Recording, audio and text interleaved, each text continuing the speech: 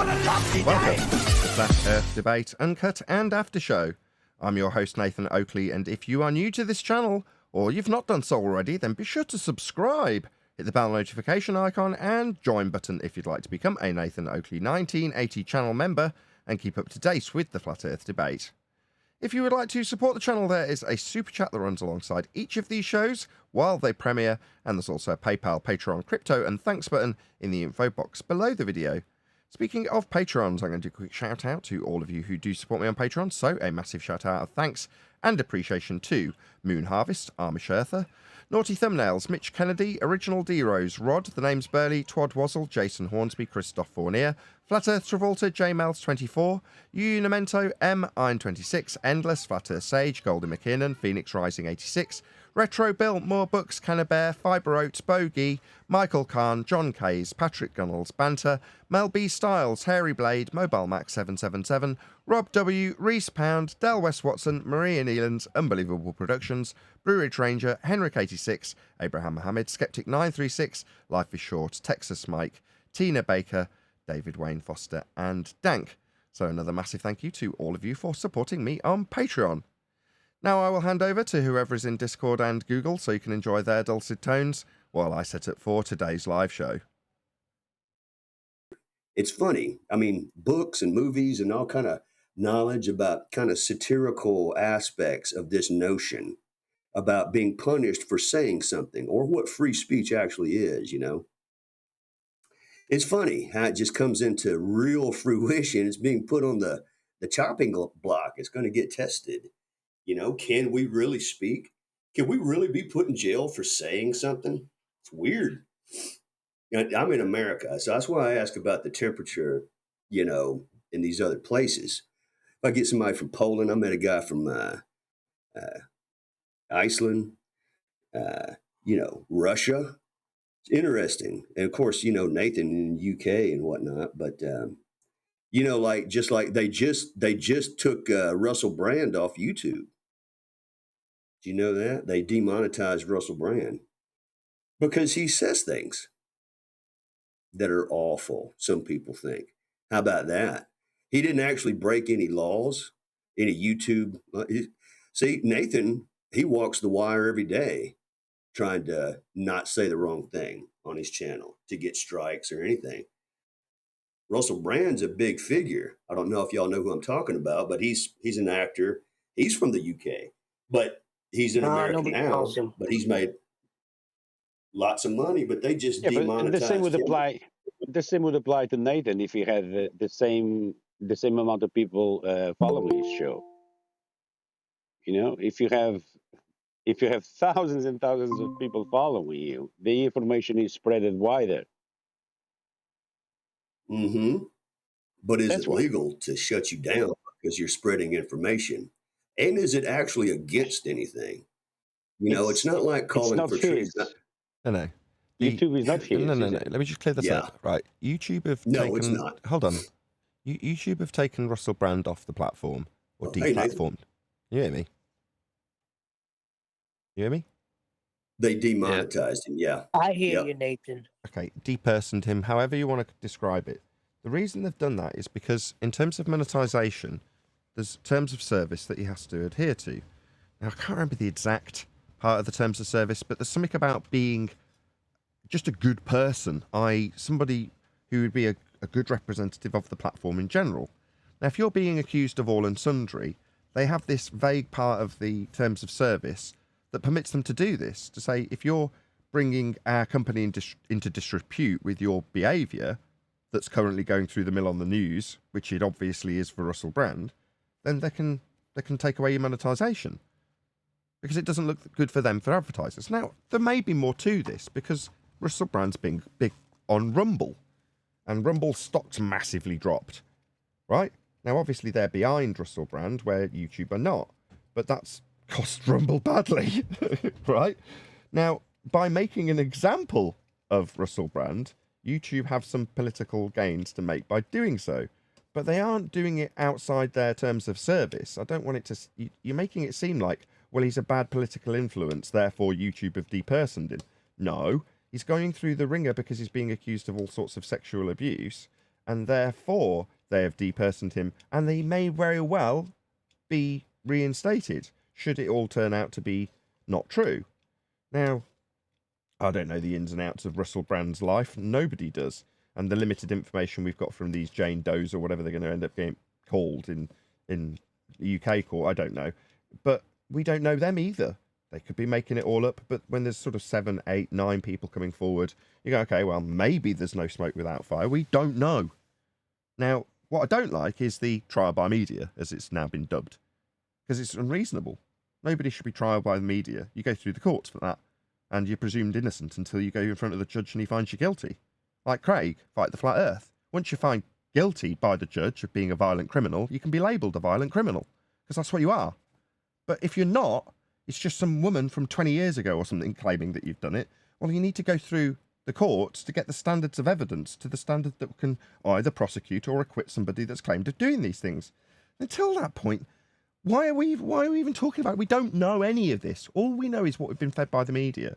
And they've been fed stuff by people who, 15 years ago? What was it, 2006 or something? Say that he was not a very nice guy. From what I've read between the lines of the limited information that's come out, some of the stuff that you're like, okay, this one particular individual, the 16-year-old, is saying that he was a not very nice guy when she was clinging on to him constantly. You're like, why didn't you just walk away from him then? Whenever I hear one of the reports from the 16-year-old, they get worse, and it's claiming the R word that you can't say on YouTube, in this context, at least. And you go, okay, well, we'll see how that pads out. If it's true, well, then obviously the guy belongs in jail, right? And he will be in jail if it is true. But we don't know yet. That's the point. So, yeah, YouTube have got to protect their own interests, and they have parts of the terms of service that say, if you're in the public eye as being some scumbag that's about to be dragged through the courts, we don't want you associated with our monetization system. Is that unreasonable? Personally, I'd say no. If I was YouTube, I'd be like, you're mudding the media. Now, it may not turn out to be true. You're not going to be presumed innocent by us when we're only here to make money. We don't care. It's going to be their attitude, isn't it? YouTube are a corporate and they're just protecting their interests. So when people drag YouTube into it, it's like you're missing the broader picture. If he has committed a crime, then you start looking at Channel 4 and the BBC. Now, Channel 4 have done their dispatches, and it almost seems like they're throwing all the mud onto the BBC. When it's like, hang on, didn't he get his start here on YouTube, on UK TV from Channel 4? I remember watching him on Big Brother's Little Brother talking about his ball bag. A lot of the stupid stuff I say has come from Russell Brand from when I used to watch him on Channel 4 as a kid. So, it makes sense that Channel 4 would be culpable if he's in trouble, but they're the one exposing him. So you're like, is it so you can throw all the shade onto the BBC? It appears so. Anyway, that's my 2 pennyworth on the Russell Brand nonsense. Are they exposing him, or are they using him as a victim? They're trying to make him like, not a victim, like, a fall guy. They want him out. Maybe. The things he's saying. Well, maybe there's ulterior motives. Half the time, I think, what's his name? Andrew Gold, the guy we covered, he covers Russell Brand quite a lot. And I think his attitude's correct. It's a lot of people sat around in the newsroom going, well, we're going to report today. I mean, we're not going to report Russell Brand today. It's like, are we not going to talk about it because this guy's brought it up? Because it might be detrimental to Russell Brand? No, we're still talking about it, and newspaper editors are no different. Oh, well, that's what everyone's talking about. We'd be stupid not to put it on the front cover. You know what I mean? Again, they're just looking at their bottom line and what's going to sell papers. Right, but there's a thing about the YouTube, like, it's not a media publisher, it's a platform. There's different protections and requirements for each one. I don't think YouTube has the right to do that to them. Yeah, they do. It's in the terms of service. I absolutely have the right to do that to him. Right, you can make a terms of service, but if it violates the law, I don't think you'll win that. What law is being violated, according to you? Right, they're saying that they're a platform for publishers, right? Yeah. You're going to need a flat earth for that. No, you won't, but carry on, John. Right, so therefore they're not actually the publisher, right? I don't know about that. There's some ambiguity there, but carry on. Well, see, that's the ambiguity is the problem, and it needs to be defined. But nobody will, because they're going to let YouTube do whatever YouTube wants to do. YouTube's the new TV. YouTube is the new domestic terrestrial television. Okay, well then the SEC has control over YouTube, correct? I would say they should have. They don't at the moment. I would say they should have. They don't. And that's what I'm saying. They're claiming the protections of both without the, they're getting the privileges without the responsibilities, is what I'm saying.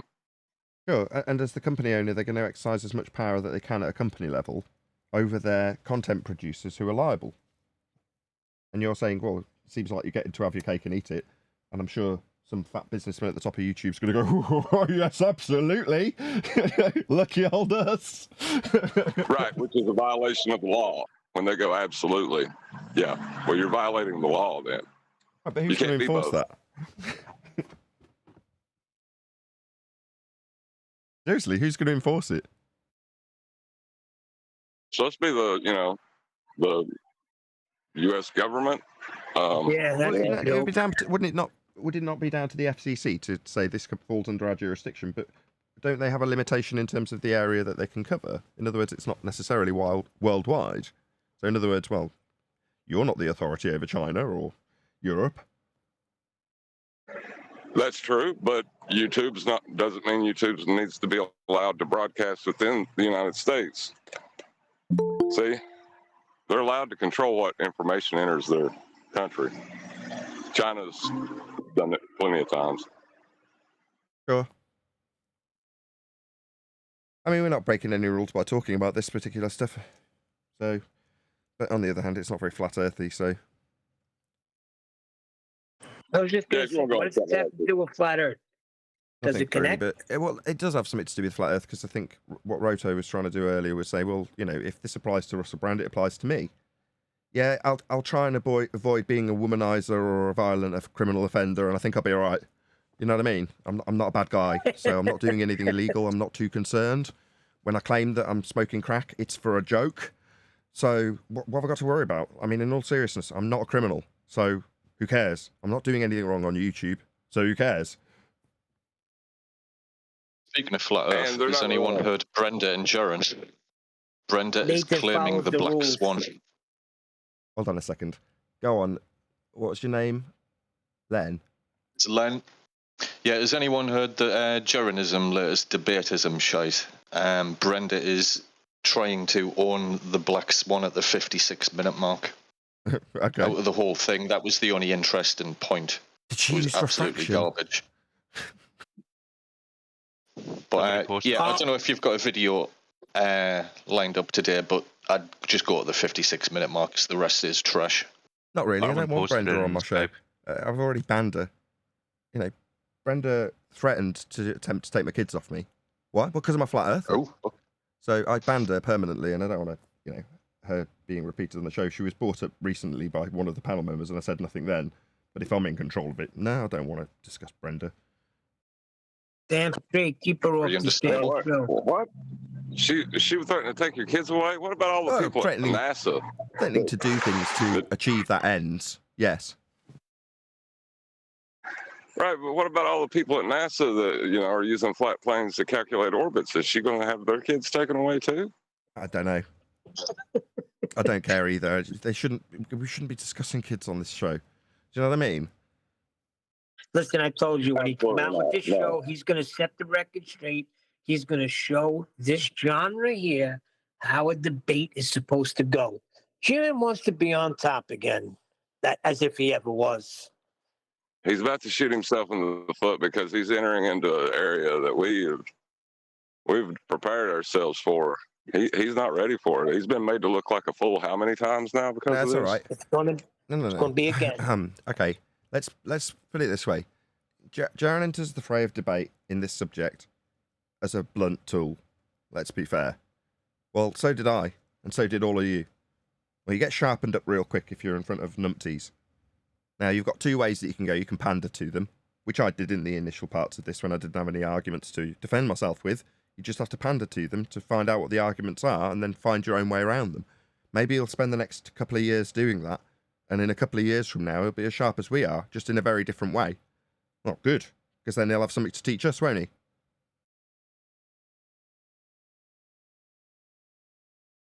Your hope for this guy really annoys the shit out of me, Nathan. It's not hope. I hope in time we will have something useful to take from Jaren again, like there once was plenty. Well, hey, why not? A better flat earther out there.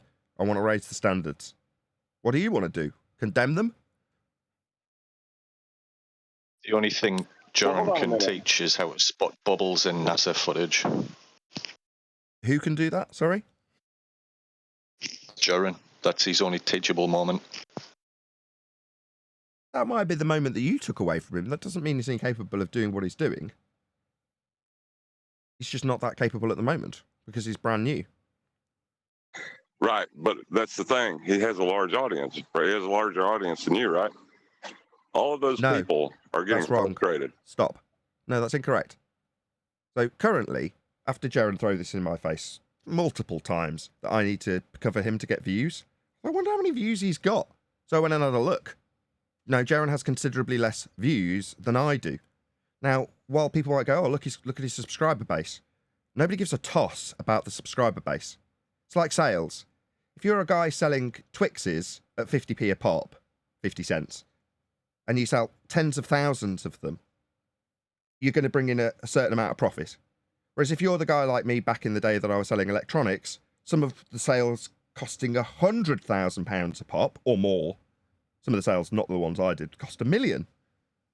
But nevertheless, the point is that if you're bringing in considerably less overall profit, nobody gives a toss if you're selling Twixes to a vast market or a tiny little item that costs a fortune to a small market. It's whoever makes the most profit in that scenario. Who's making more money? Because the guy who makes more money is in the bigger house. Now, in this instance, if you're going to compare, as Jaren has done, as he brought it up, views, you need to cover me to get views. Really? Why is it that you've got 4 million, or 3.5, or whatever it is he's got, 4.2, I think, to be exact, something like that, and I've got 7.5 million. So in terms of who's getting more views, I am. Let's make no mistake about that. Now, would I be bringing this up if it wasn't for Jaren shoving it in my face that I need to use him for views when I've got more than him? No. Now, the overall impression, as I say, when you look at subscriber count, which is meaningless, is that Jaren's bigger than I am. Well, why hasn't he got more views than me? Why? Well, because I work bloody hard, that's why. Well, I was about to say, you got to consider, too, your video output to your viewer count. There's a ratio there that would be some more significant Oh, yeah, than views itself. that's what I would say if I bought in 50 grand less profit than the guy selling Twixes. But look at my ratio. And no one gives a toss about the ratio either. I used to have people throwing that at me with statistics from their crappy Globe channels when they were like, this video I've done's done 2,000 views. Your most recent live stream's done 900, therefore I get more views. Really? This month I've had 60,000 views. What are you talking about? Month on month on month, I'm getting considerably more views than Jaren. Oh, right, you do more content. Yeah, I do. And more people watch it. Well, no, I agree with that. Like, but there's also the aspect of the amount of work that you have to put into it, right? Like that More. ratio. Yeah, I have to do more work. Yeah. In order to be better in terms of views than Jaren, I have to do a lot more work than he does. But he turns around and thinks I'm more popular and get more views than you. No, you do not. And you do not work as hard. But you think you're better? Well, okay, well, we'll see how that works out. If the guy that's had his nose to the ground for 5 solid years debating the subject, working day in, day out, debating these people, versus the guy who's lazy and has just lent on the fact that he's got a larger subscriber base to appeal to. Therefore, he's more right because of more views per video. Okay, well, you can take whatever you like from that. Fact, I've got more views than he has. Well, I'm speaking to the having views per video, and from what I've seen in the comments, people are getting tired of seeing him wet fish debates and letting the ballers do whatever they want. They're not getting a positive reaction from the flat earthers, is what I'm saying. So that count of views per video, he's putting that in danger of this endeavor, and there's no reason for him to, is what I'm saying. So Good did morning, I. good morning, So, good so morning, did good I. morning. That disdain was echoed when I went to try and educate Bob on Coriolis drift and the ring laser gyro, or fog, I should say, right? That disdain was based on a lot of criticism that we were, as you just described, Jaren, doing more harm than good because we didn't know the arguments very well back in the beginning. Yeah, I suffered the same exact criticism from flat earthers when I started, specifically Bob. Well, look, he's giving these people a platform. These are our enemy. That was his criticism, right? Yeah, and he was right. I was doing more harm than good. We self-assessed about a week ago, do you remember? Yeah, but I'm not giving a criticism, Jaren. I'm just his fans are. They're the ones criticizing him. That's what I'm saying. This is doing more. I'm trying to speak from an objective point of view, not bash the man for any decision he's made. I'm just saying that this may be a bad decision for him. Depends if he gets good or not. If he gets good. The ballers are going to line up. They're going to line up to get on this show. It's an easy victory. Maybe. Right. When you walk into hostile territory and pull out a draw as the consensus viewpoint, that's a win. And can I say something? I would say one with the most subscribers should have the most views. Just regular math. Even if 25K would have watched one show per day, and I don't know how many he has, 100,000. I don't know. He's in the six figures. Is it? If they would have watched one video, it should still be. He should be close to you as far as views. So something's not right. Well, the problem with Jaren that I see is that he's going to have ballers all the time using a flat plane for their argument, and they're going to leave the debate winning their ball argument using a flat plane. And Jaren is not going to even detect it. He's going to go right under his nose and goes away. He's not up for it. Well, I mean, there's only so long someone can point out the dancing bear to you while the bear dances in the background before you have to look at it. And maybe running the debates will force him into a position that he has to look at it. That would be a net positive. But in the meantime, he's going to bleed subscribers because of this. Now he's starting to sound like Nathan. What? Handsome, intellectual.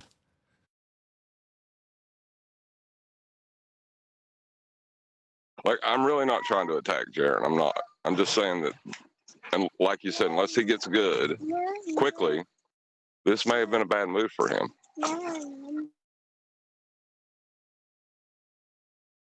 Yeah, but one way to get good is by experience, by being in the trenches. Yep. So if he's opening up the trenches, well, he's going to learn through that way too.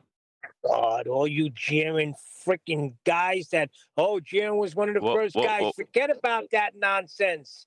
Anyway, he's going to be the Wait a second, Neil. I'm moderator. talking from my own personal experience. I used to follow the show a long time, but it wasn't until I got in Discord and got in the trenches that I realized it was a whole different ballgame, so to say. Yeah. Yeah, you can listen, but if you don't apply it, you're not going to exercise what you listen to. Neil, please don't start this show off by rumpusing everyone's middle of the point because you disagree with it. Just hear him out to the end, then, just hold the thought till the end and then say it. If you can't... I'm driving, I didn't hear him. Sorry. Go ahead, Righteous. I haven't finished my point. Bloody hellfire, literally while I'm telling you not to do it, you do it in the middle of me saying something. Thanks so much. Yeah, you've nothing to do with your driving, nothing to do with you not hearing. I'm still in the middle of the sentence you've interrupted to make a point. If you can't remember the point to the end of his statement, it wasn't worth making. If you can, then make it at the end. But don't just blart through the middle of every point. It was D Rose doing it yesterday. It's going to get my shit really, really riled up quickly because I'm feeling under the weather. So I'm just going to get annoyed with you real quick. Go ahead, Righteous. Well, I was just saying I really don't know, but I just know some things from my own experience. So I'm not really claiming to know about Jeran's situation. But I do know some things from my experience, so I'm kind of applying it to him in a sense, like through me. Does that make sense, kind of thing? But yeah, I don't know. I mean, Pardon being me. in the I trenches and resent that hatred. talking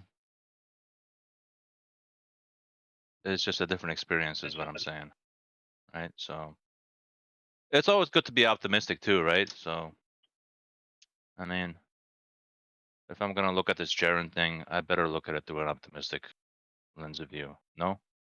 Well, I'm not trying to look at it through either. I'm just trying to be objective to what's actually happening. That was my point. That maybe while you're learning isn't the best time to have everybody watching what you're doing. That's how Nathan did. Excuse me. Excuse me. First of all, I wasn't even on the show yesterday, Nathan, to rumpus anyone. I was on QE show. That's the only show I was on. Number two, it's hard sometimes to know when to come in because people like Adam, Righteous, even me sometimes, they like to do this and then come back in with these pausing statements as if we're watching them on a podium with the microphone knowing that they're speaking. So I'm not excusing Neil's thing because he does it when you can hear the sound. But a lot of times when I come in, I'm coming in when I'm hearing that pause, and not a breath pause, but a pause of a stuttering, spaceless, quiet time. And it's hard to decipher when somebody's done, especially when they're one of those hands on the chin thinking type of talkers. Hello, good afternoon. Hey, good afternoon, guys. Hello, good afternoon. Good to have you all. We don't have a video. Nobody suggested anything today. So Hey, I did. did you really? What? What Yeah, did you suggest? I got a lovely little treat. I bet you'll love this. No. Oh. He doesn't want Debate Brenda is on the I've already show. said no to Jaren do. against Brenda. Okay. No, I don't want to cover Brenda. Now, it came up, we covered Brenda the other day because Brenda was on one of the old shows and I wasn't preempted that it would be that. But nevertheless, we've done a bit of Brenda recently. I don't particularly want Brenda on this show ever again, if that's okay by you. So if someone else can come up with a different video, then I'd rather cover that. Plus, Jaren's had enough hard time. Is it actually Jaren talking to Brenda? Yes, on Debatism. You don't think Jaren's had enough hard time of us in the recent weeks? Do you think we should just give the guy a break for a time? Do you not think Jaren... My bad, middle of that sentence that I told Neil off for interrupting in the pre-show. Do you not think we should just give him a bit of a break for a time? Let him at least recover from the wounds we've doled out so far? Aren't you being a bit presumptive there, Nathan? A bit. He might actually go and absolutely destroy Brenda, and we could give him lots of statues and plaudits. Sorry, are you having me on, Adam? Are you being sarcastic? I'm just trying to be open-minded. I've not seen it yet. There is that potential. Are we going to end up doing this? Is it there? Oh. Look, resistance is clearly futile, so I'm just going to do this because clearly if I don't, we're going to get people from the chat saying, oh, you should be covering it even though you don't like Brenda. No, I don't. She threatened to take actions to take my kids off me. So it seems reasonable that I wouldn't like her and would ban her from my show, which I did. But nevertheless, as she's on someone else's show, I suppose I should tolerate it. So that's precisely what we'll do. As always, this is being done on Jeranism channel. Nice to actually promote a friendly, sort of, for a change. But let him know, at Nathan Oakley 1980 sent me. And leave him a nice comment. Try and keep it clean so you don't immediately get it removed. But you'll see this is now going by in the live stream chat.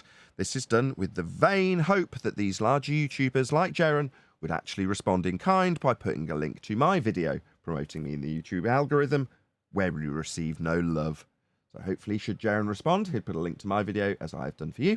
Let him know, at Nathan Oakley 1980 sent me.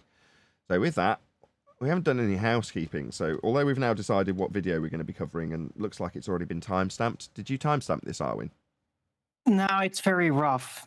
So I haven't actually listened to it. I just rounded out my show, so didn't Fair play it during. No, fair enough. But I was pointed at the 56-minute. It was when Brenda was like doing something really silly. Is that where Roto said that she tried to take ownership of the Black Swan? Yeah. Yeah, Okay. it was Lamb. Yeah. 56 minutes, yeah? Well, maybe we should go to 50 minutes and give some context to the discussion. No, because that adds an Maybe she extra wasn't hour of allowed to. responses on, doesn't it? I'll go to the 54-minute mark and we'll get the preamble and then we'll go from there. In the meantime, any evidence of a physical geometric sphere edge? That's a horizon, formerly known as Earth curve. Well, yeah, Black Swan. I mean, I'm gonna go Brenda for a second. You see, if the Earth was flat, then we would never have the horizon be Earth curvature. We have photographs in which the horizon has Earth curvature, so the Earth can't be flat. Black Swan. So that's just saying that the horizon is only ever capable of being asserted to be Earth curvature. That's what that asserts. Yes. So you and I can only ever infer that the horizon, if it exists at all, is Earth curve. Therefore, if it doesn't exist, that's a horizon/Earth curve on a flat Earth. We wouldn't have one because it can only be Earth curve. So therefore, because we do have one, it is Earth curve. That's crap. That's a useless argument.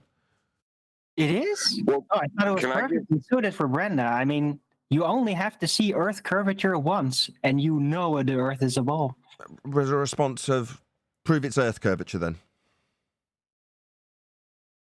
Well, can I give a tacit acceptance to her argument and just say that orbital mechanics would not be possible then?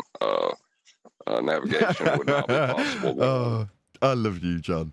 Well, what John's just done is he's taken his normal Lamborghini that goes along the highway. You'll need a flat Earth for that, right? In other words, asserting that their angle measurement will need a flat plane for the sake of argument. In this instance, just like, bang, sharp, John. He's gone, all right, so she wants to take away the inference that there's a flat Earth to be used. Well, how does your globe Earth celestial navigation work then? Because you'll need a flat Earth for that, Dumbo. Oh, John, you're just ace. You're on fire. Last month or so.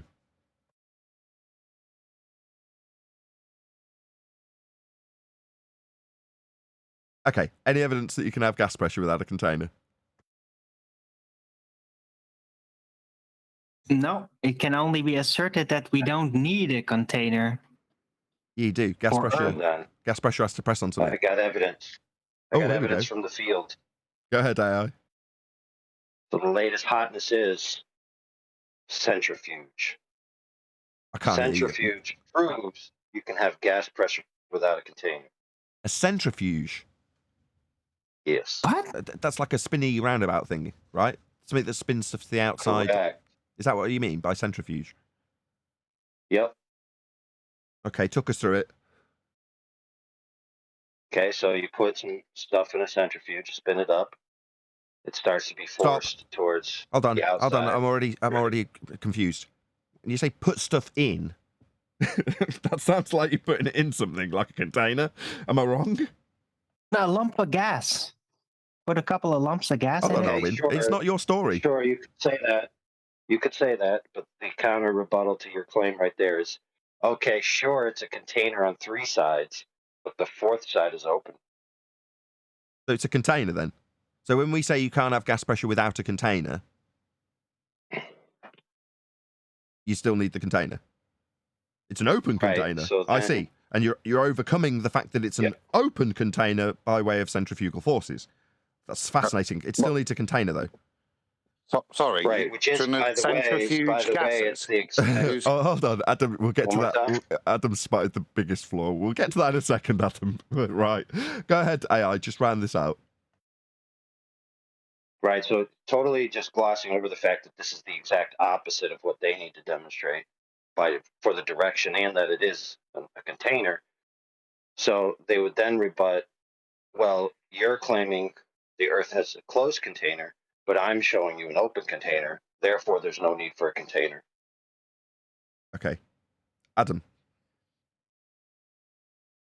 Apart from the mental gymnastics on the container, how the hell would you centrifuge a gas, considering the speed that the gas is moving is faster than the centrifuge? I'll tell you how. Yeah. It's very simple. What you do is you go to Home Depot. Now, if you don't know what Home Depot is, I could give you a scientific model for that later. Try Let's to just try assume to you know what it focus on means. what you're doing with centrifugal forces and gases, as opposed to where we apply intuition to get supplies from. Thank you. All right. So once you arrive at Home Depot, what you do is you go down the aisles and you find one of these big orange buckets with a handle. Then you go down the other aisle and you find a piece of rope. Then you tie the rope. Hold on, to slow the down, bucket too fast. and you Hold spin on, it. too fast, too Hold fast. on. Hold on, Go too ahead. fast, too fast. Go ahead. Writing this down. Yep. Bucket, rope. Okay, carry on. Yep. Get rope. Yep. Now, you could wait around for the Home Depot employee to cut the rope, like the sign says, or just do it yourself and be a rebel. So after you've cut the rope, you go and you buy it, right? Then you go to the gas store where you can buy some gas. You don't bring a container with you because you don't need one, because you could just have gas pressure without a container. You ask for some gas. They give it to you, like maybe they put it in your hand. You then put that gas into the bucket, and then what you do is you take the rope, tie it to the handle, and then spin it over the top of your head. And then and only then can you achieve gas pressure gradient or gas pressure in itself without a container. But the gas in the bucket's still coming Well, out. other boss look like a genius. What? The gas will still be... If you put liquid petroleum into a bucket, you don't need to necessarily go to the counter, hand over a few, change in your pocket or whatever, and then he squirts the nozzle onto your hand, and then you put it in the bucket. You could just put it straight in the bucket as a liquid, right?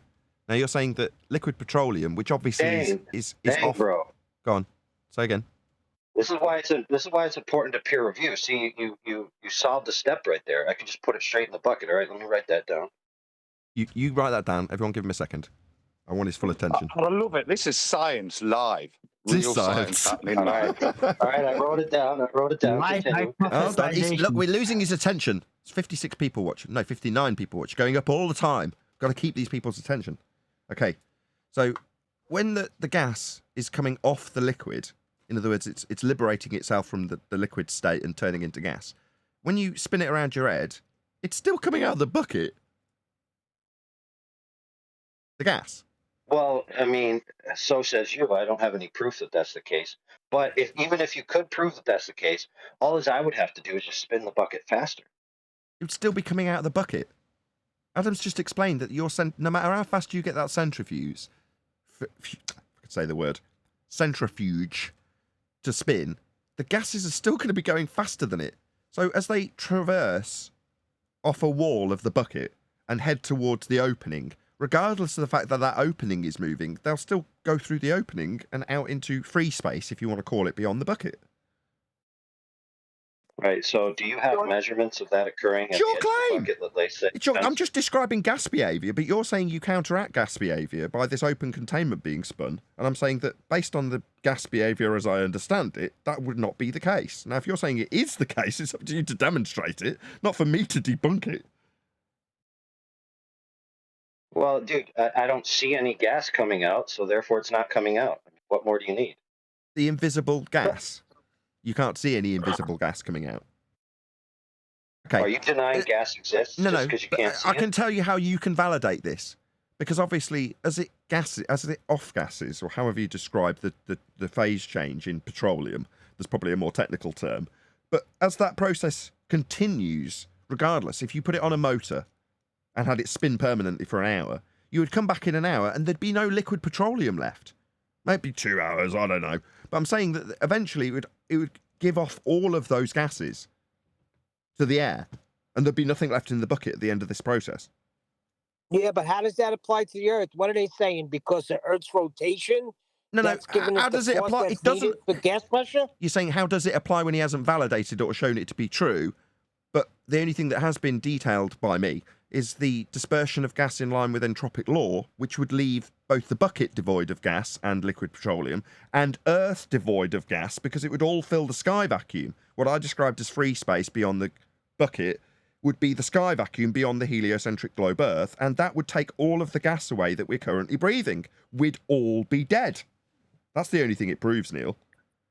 I agree, but I'm saying they must be trying to equate it with the Earth spinning, so then gas pressure could be here because Earth is spinning at 1,000 miles an hour. Meanwhile, he's just postulating this as a claim from the globe side, I assume, right? Oh, yes, but I think I see Neil's point. So I think what Neil is saying is that they just proved concave Earth. No, you'd have to have curvature. The same principle with black swan, refraction, all the claims of geometry are identical in concave Earth to globe Earth. They're just reversed in terms of you being on the inside rather than the outside of the ball. But all of their geometric claims have the same exact standards that we debunk for geocentric, heliocentric, or concave Earth. They all have the same standard applied. They all have the same R value.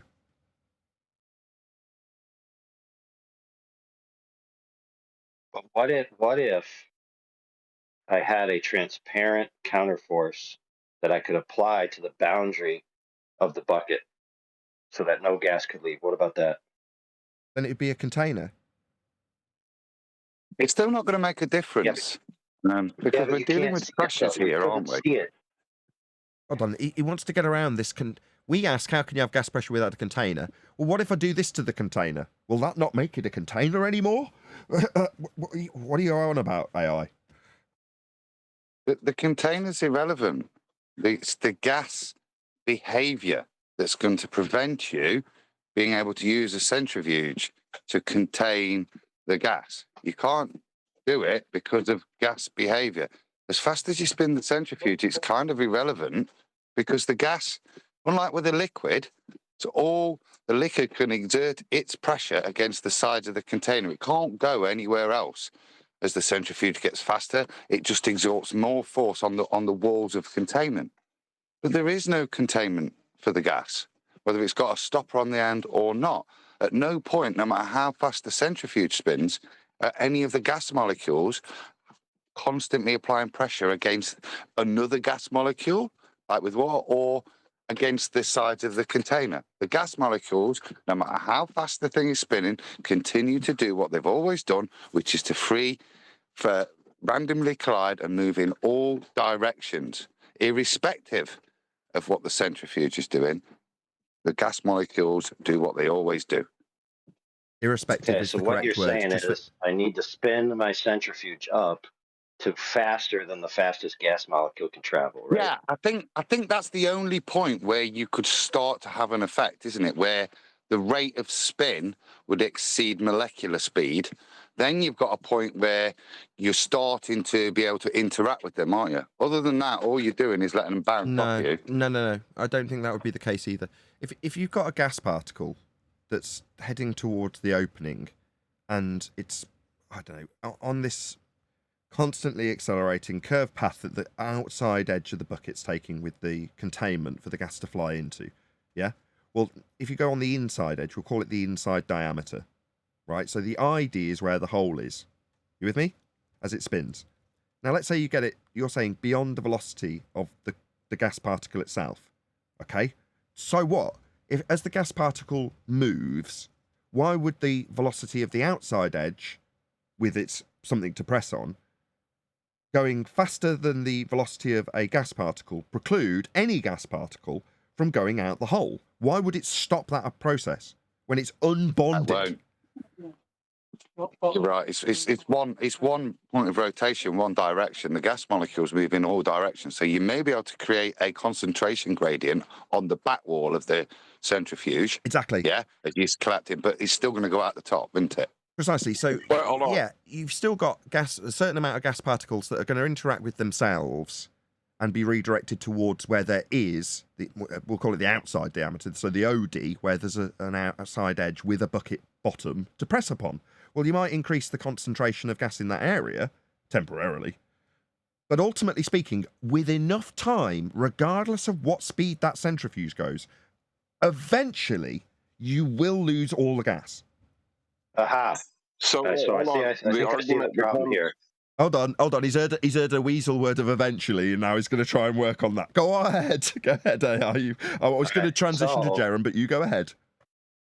Okay, perfect. So what you're saying is the little ball let's just call it a ball for sake of argument. Little ball of gas is going to try to make its way out the bottom.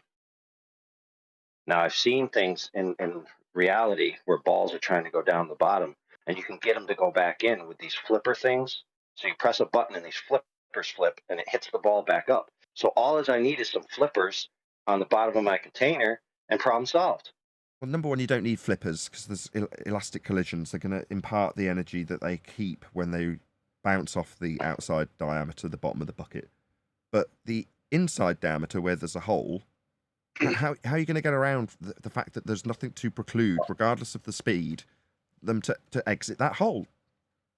You're going to need a pinball wheel for that. Hold on. Yeah, what I need. Excuse me. Hold on. go AI wants to focus on Go the ahead. bottom of the bucket. Let's just let him. Go ahead. Yeah. So I just need something that's there for them to bounce off of, but not always there. Because if it's always there, we'd call it a lid.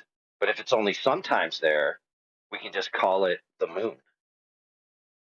But there is no lid in this scenario. If there's something there, it's a lid. Exactly. Yeah, then it's a container. Then it'll keep the gas. If it's sealed. If it's not a lid, then it's not there and it won't contain them. Yeah, we agree. Right, but all I need to do is have it exactly present when the gas is leaving to bounce the gas back down. And that's only probability. But there's But this nothing is there, irrelevant. regardless of you spinning it. The inside diameter is always exposed to the air around the centrifuge. Always, regardless of the speed. It's always got a route out. But isn't this all irrelevant whether you're moving the bucket at 500 miles per second, which the bucket is a container, or you have the container static? You're still using a container. Like, the question is not how can you have gas pressure in an open container? Correct. We're not asking that, are we? Yeah, I did say that earlier, but AI wanted to persist and I wanted him to. So we are. Any But more? that means that every point after that is moot because it's irrelevant to what we just asked. Yeah, absolutely. How do you have gas pressure without a container? What about if I have a container? No, stop. No, but what if I have two containers? No, stop. If I've got 3 containers spinning at a really... Who cares? You can't have gas pressure without a container. In other words, the gas pressure that does exist in the scenario in the centrifuge is only in existence because it's pressed on something. The container. Temporary or otherwise, because it could go the opposite direction and immediately vacate that bucket, is irrelevant of the gas pressure itself, which is the force exerted on the walls of the containment. So without the containment, there is no pressure to measure. And now I did How would you be able to measure the pressure in the first place? On the container. Yeah, so I did analogize the boundary of the open end being counteracted by a paddle to the moon, because I have heard in the past people argue that the moon is actually the reason why the atmosphere doesn't leave the Earth, that it kind of scoops up or bounces it back or uses a force push like Darth Vader to throw the atmosphere back down to the Earth. Everybody loves beautiful bullshit. Who's peddling this? Oh, that was just casuals, that join 24/7. You know, if you need an ad hoc reason why something's happening, just pull one out your ass. I see. So ad hoc explanation is from me. The moon is actually a giant positively charged air motor, and the sun is a giant positively... What was the opposite of what I just said? Negatively. Whatever the opposite of what I just said was. My memory's terrible. It's just a motor. That's all they are. They're motors, giant motors. Ad hoc as you get. That is genius. I agree. Give me money. Have you ever? Have you ever seen a Dyson bladeless fan? Like the moon? Oh, like a Dyson. Exactly. Oh, I thought you were talking about the moon for a minute there. My bad. A Dyson, yes, I understand. A vacuum cleaner, like the moon, but not the moon. No, a Dyson bladeless fan. So it's a ring which has electrical charges, which charge up the air molecules on one side and then discharge them on the other side, so that they flow through this open area without a fan, and it creates a fan-like effect. Yes, it's good fun to do this. Stand in front of it and look in. Yes, this is very good Go fun ahead. and could also be very easily spun into huge profits. But we will not offer this false hope and nonsense to our audience, if you don't mind. Are we done with containerless containers? Because if so, we'll move on. Yeah, we can move on after everyone goes to my link and buys a Dyson bladeless fan so I can get some of the profit. All right, go ahead. Or subscribes to your YouTube channel, buys your app, whatever it is you're punting your book. I'm sure everyone will buy it. Okay, I've already put the link. It's still floating by. You can see it there in the live stream chat. So please let Jaren know at Nathan Oakley 1980 sent me with a positive comment that hopefully won't be immediately removed because you're very rude about how we've behaved towards this discussion. My second. I believe. I think it's, the black swan is logically fallacious. That's my claim. Okay. Negating its claim to falsify the curvature of the Earth. The black swan, let me see here, and let me share screen. Share. This is John's formulation. I assume it's official. It says if the Earth is a sphere of the radius, and every horizon distance must be no more than 1.22 square root of the geometric horizon. Could you at least attempt to read it properly rather than stuttering our way through it? This first premise is false. Welcome to Flat Earth. So the first premise is if the Earth is a sphere, radius 3959. So according to Brenda, strike one, this statement is false. So Earth, not a sphere, radius 3959, as stated by globe Earth believers everywhere. False, you say? I mean, it's one step short of calling it a straw man. But you just flat out say that the statement Earth's a sphere, radius 3959 is false. We agree. Welcome to Flat Earth. This is fairly standard fare for Brenda. Therefore, the argument fails. It does. So the argument that Earth's a sphere, radius 3959 fails. I see. So Earth, sphere, radius 3959 fails, according to Brenda. Well done, strike two. So your claim Earth's a sphere fails. Well done. Doesn't succeed because we agree. It's not true that the Earth's a sphere, radius 3959, as stated in the first statement, she says is wrong. Every horizon distance must be no more than 1.22. That's the geometry of a hill. If I rephrase it to, if you've got a claim that there's a hill in the way of me, then the distance to the hill will be X. That's the claim. You say Earth's a hill getting in the way of boats and buildings. And you say the distance to the hill getting in the way is X. Now you're saying that's wrong. Yeah, well, why have you got Earth curve maths that says it's right then? It seems like you're taking apart your own claim here, Brenda. You Dumbo. Right? We have a geometric horizon and we... No. That's what it's stating you must have, and you're saying it's wrong. So if you now say we do have a geometric horizon, that is the statement being made in the affirmative in this modus tollens, and you've just said it's wrong. But we do have a geometric horizon. What, like the one stated in the first statement that you said was wrong? That geometric horizon at 1.2 times the square root of the observer's height in feet. The hill that gets in the way of boats and buildings. The one you said was wrong. You got one of them, have you? You double-speaking clown. We have apparent horizons, and they... Yeah, apparent, meaning you can see them. That's a bit redundant, wouldn't you say, Brenda? We can apparently see the horizon? Yeah, it's apparent we see it. It can be in different places. In fact, there are at least several... Sorry, we seem to now be talking about horizons being in different places, which is the end assertion that there can't be hills in the way of things, because they're in different places. So I paraphrase again. If you've got a hill in the way... it won't be in different places because it's a friggin' hill. Hills don't tend to move because they're hills. Now, your hill's got a distance to it in a calculation at 1.2 times the square root of the observer's height in feet. That's your distance to hill measurement. Now, you say, hill move. No, Brenda. No. If you say the hill's moving, then it's not physical earth curve blocking boats and buildings. So you've immediately affirmed the position that this modus tollens is debunking. by saying you've got geometry, but simultaneously saying it moves. Whoever's interrupting, shut the hell up. Actually, I was finished. Go ahead. Don't they have it marked and labeled? Yeah, With a marked big with an X on X. it?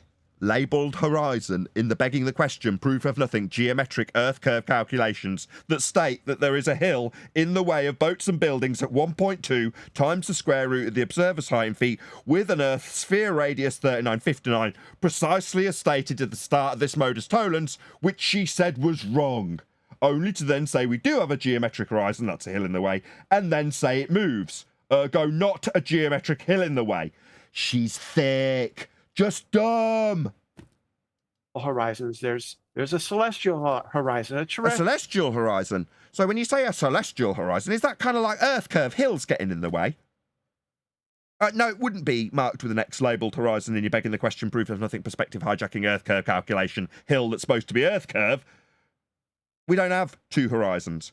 We only have one horizon. And your globe horizon was debunked by the Black Swan. Terrestrial horizon. There are landscapes. The horizon. There's. So if you are not a clown, go and take a look at the horizon. Notice I said the, because there's only one. Now this numpty's going to now list off a whole bunch of horizons that we don't have. A visual horizon.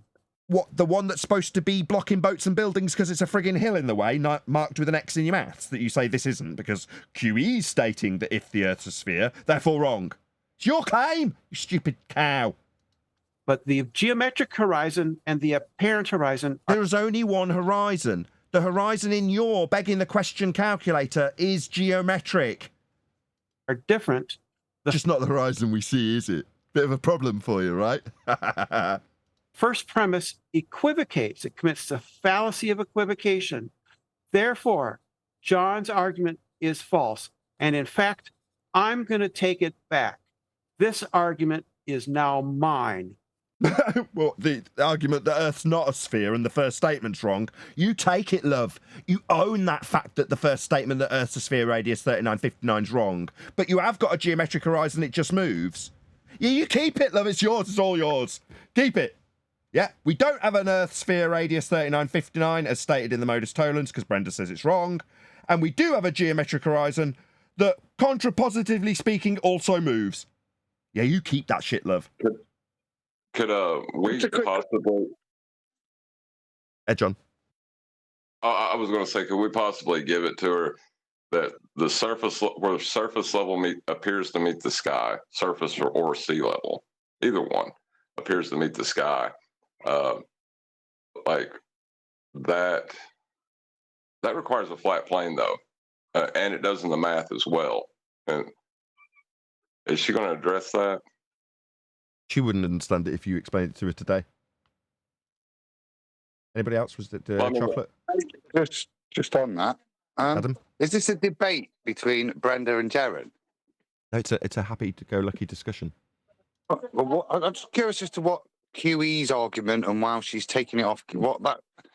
What's that got to do with anything? If you're debating a completely different person, has Jaren presented the Black Swan? Or just hold on. Right, this question's addressed to QE, but Chocolate, you can go next. And if he doesn't give an answer, I've got one.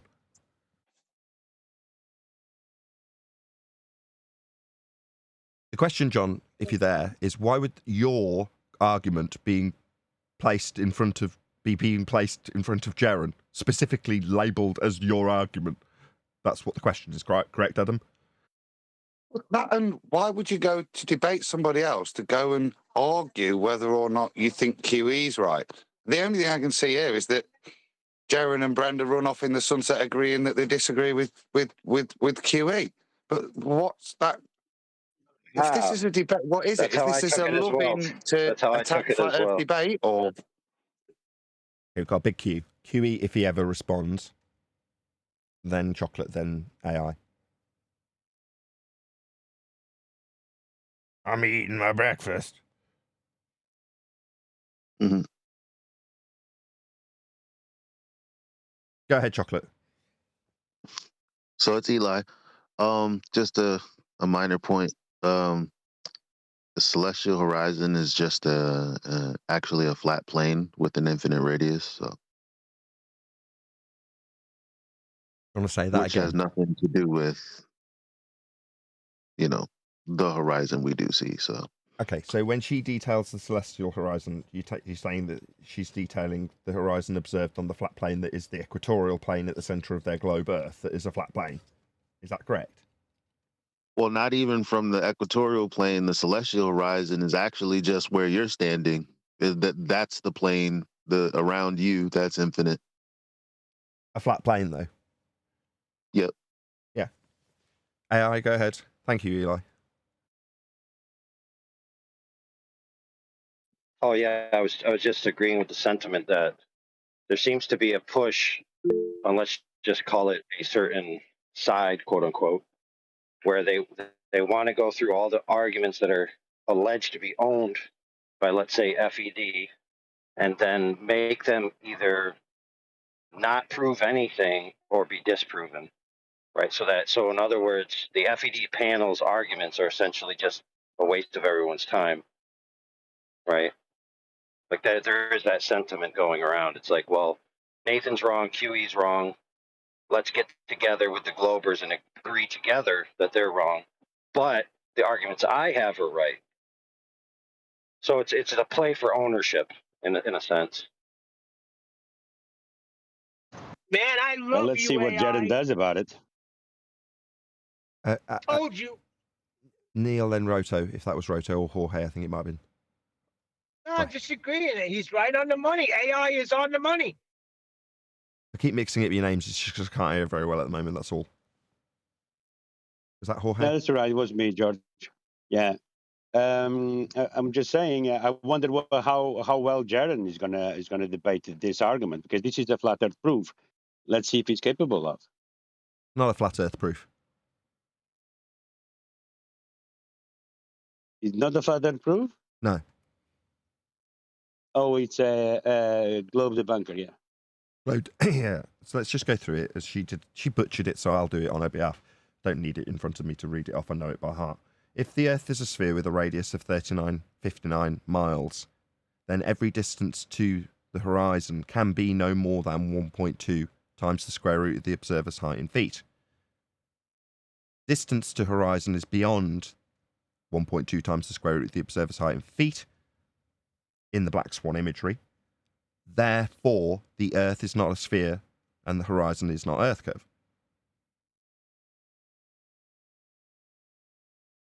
That's got nothing to do with flat Earth.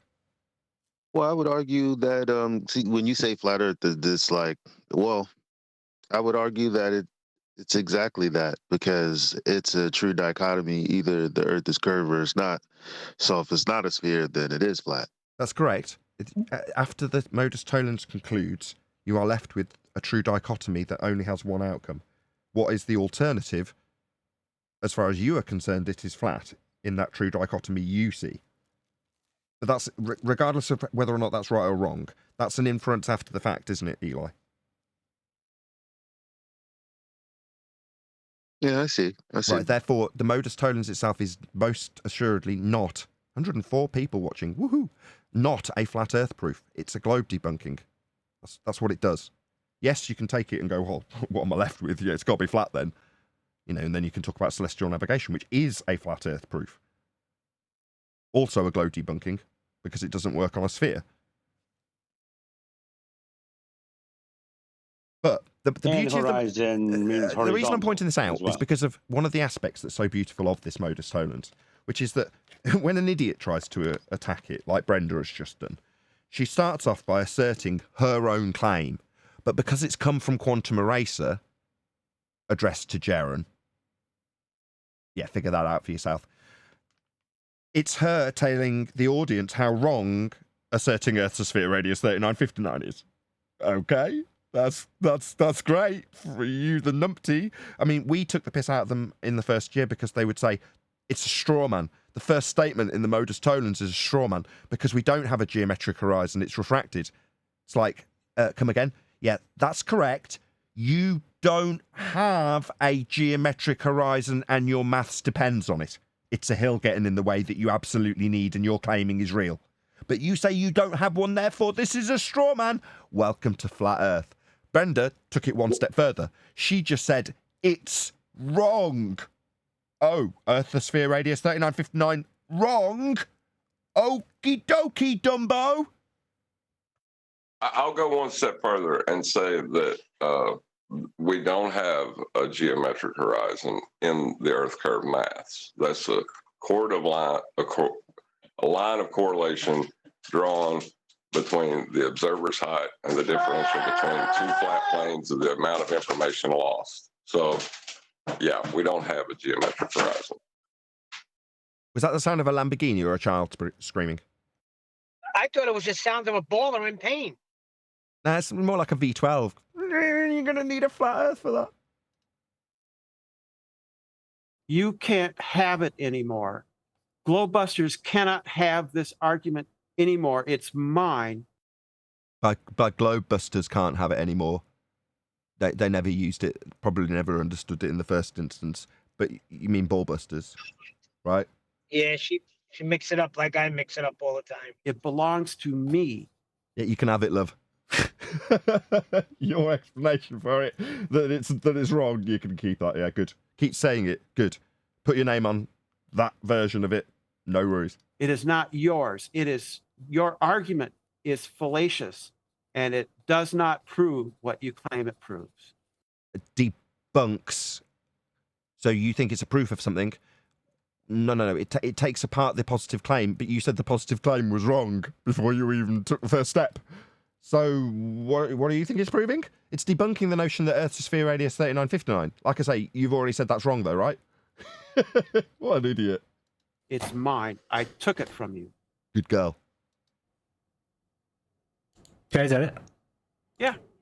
Okay. I don't know if you're talking about me specifically or... I think Jaren needs to be at least 20 times louder. More gain, Jaren, more gain. You definitely need to be louder than the guest. At least 20 times. 20x the loudness is ideal, I would say.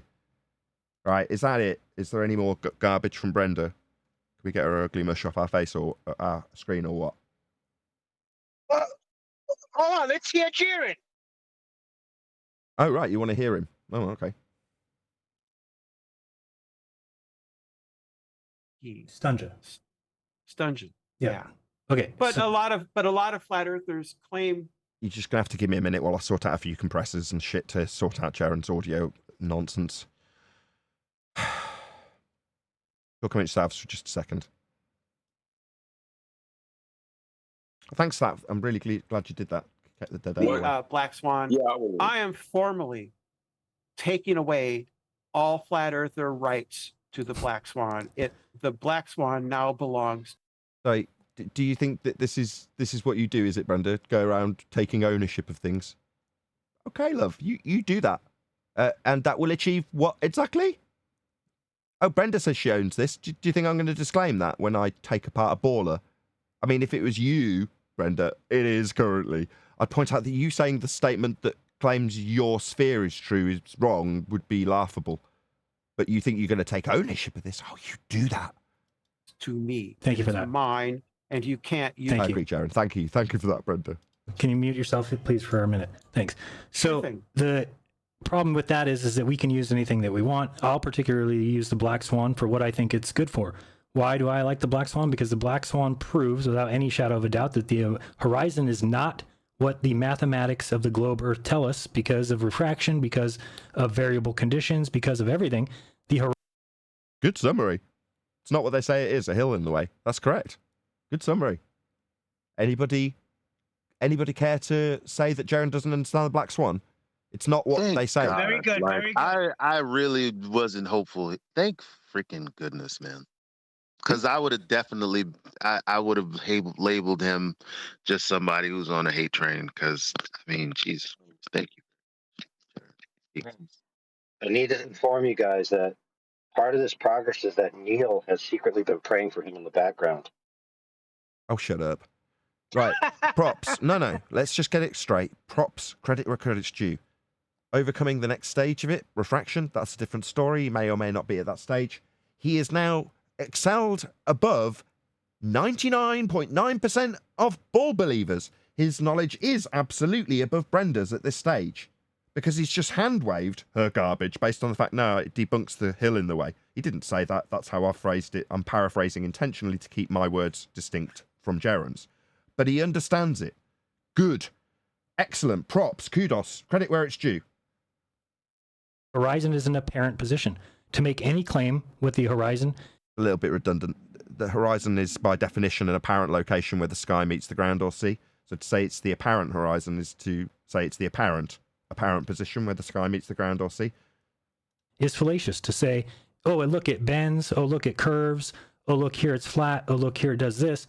Is to not pay attention to the definition of the word horizon and what it means, and that it's in an apparent position. It can never be pinpointed as the horizon is there or it's there unless you're going to use the mathematics, in which case you can say that the geometric horizon is so-and-so. That's what the black swan does, is shows that the geometric horizon is not at the distance that the mathematics of the globe Earth call for.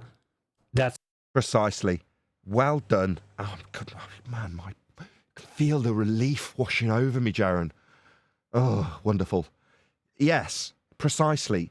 It needs to be a hill in the way of the boats and the buildings at a physical geometric measurable value in feet and inches, blocking them with its hill-like nature in physicality. And the Black Swan shows that ain't the case. What an absolutely masterful summary, Jaren. I commend you. That's what the Black Swan does. You have 1 minute. Final word. Oh, well, And further props for the casual, dogged assurance that he absolutely implicitly knows what this does and doesn't do and how it works. Over to you. You got 1 minute. You see, when Jaren's good, it's absolutely epic, isn't he? Tell me that wasn't epic. Come on, someone shout me down. Tell me I'm wrong. Tell me this isn't worth No, it. there's hope. Hold on. There's hope. 1 second. There's hope for Jeran. Now, celestial navigation goes hand in hand with that. I do have some hope. Right. He's just annihilated Brenda's 3-minute waffle. He just took it apart in 25 seconds. The only problem I see is Go ahead. The only problem I see is he's given them mathematics for a globe. I've yet to see those mathematics.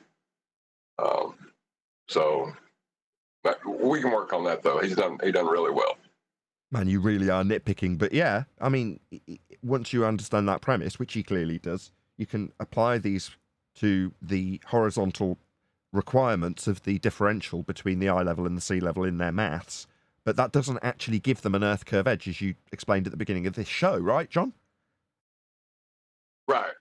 There is no mathematics for a globe. It doesn't exist in math either. Like, that's my point. Like, there is no model. It doesn't exist in math. It exists only in the misinterpretation of mathematics. Type of argument, right? It says if from the claim all swans are white, all you have to do to refute that is to produce one swan that is black. And I have shown that the claim black swan is a fallacious argument, and therefore it fails. I'm not going to take her apart based on a baseless assertion. Jaren's already done that for me. As I say, the relief is brilliant. At falsifying the claim that all swans are white. Moreover, it equivocates. It sets up a straw man. It is not the case that all horizons must be 1.22 times the square root, and so on. Did she just say that just because you observe a black swan, it doesn't mean that all swans aren't white? Is that what she What's just her said? logic? Yeah, she's rather than taking apart the modus tollens at its base, which she attempted and Jaren dealt with quite effectively, very effectively. Now she's on to Karl Popper and doing a bloody awful job of that, because now she's got the analogy with swans, and it's like, if the assertion is that all swans are white, this is the Karl Popper modus tollens, then you only need to show one black swan to prove that not all swans are white. Now, in the case of the comparison to horizons, it's the assertion that all horizons are hills blocking things, because it's Earth curve. You've only got to show once that it's not a hill blocking things to disprove that it's Earth curve. That's how the modus tollens translates through Karl Popper with swans Hence the name of the image in this example. The picture itself was dubbed the Black Swan. Why? You only need to show once that a hill that's supposed to block oil rigs is behind the oil rigs when assuming it's a hill. Therefore, it's not a physical hill getting in the way of oil rigs. Obviously and observably not a hill getting in the way, because it isn't getting in the way. So it's not a hill, it's not an earth curve. Go ahead, John. Well, that's the thing, though. She just attacked that just because you have a black swan doesn't mean all swans are white. That's the position she's taking. That's madness. Not exactly. Or to rephrase it, just because it's not a hill getting in the way once doesn't mean that tomorrow it's not going to be a hill getting in the way. Right. This is so remember we talked about in the past that they retconned their claim. So once the black swan came out, they just changed their claim that all swans are white to swans are any color. Yeah, it might be earth curve blocking the boat and building today. Tomorrow, it might be refraction beyond the geometric limitations of an Earth sphere radius 3959, and the ground has been unbent to match the observation and not blocking whatever it is we thought it was blocking, because now everything beyond 1 mile is a slightly looming non-standard refraction hyenas hologram of the things that you thought you were seeing in completely different positions, as is always the case. So you're not really seeing oil rigs at all, they're mirages. You missed it. Right, or to Best you form the debunked the argument. radius. Yeah, to form the argument, the way they retconned it is we never claimed the horizon is geometric.